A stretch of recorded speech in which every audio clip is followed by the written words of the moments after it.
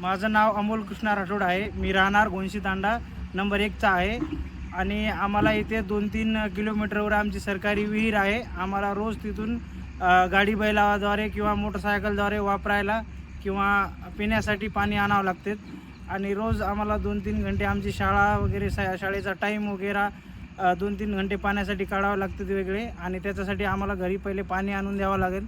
नंतर आमची शाळा किंवा कॉलेजला आम्हाला जावं लागते. माझ्यासारखे अजून काही माझे मित्र पाण्यासाठी रोज शाळा बुडून पाणी आणतात आणि कधी आमच्या गावामध्ये किंवा पाणी जास्त पाऊस वगैरे झाला की पाण्याची अडचण होती. आम्हाला प्यायलासुद्धा पाणी भेटत नाही आणि वापरायलासुद्धा पाणी भेटत नाही. रस्ता चिखलाचा आहे. पाईपलाईनची सोयी वगैरे काही नाही आहे गावामध्ये. त्यासाठी पिण्याच्या पाण्यासाठी आणि वापरण्याच्या पाण्यासाठी खूप कठीणाने पाणी आणावं लागते.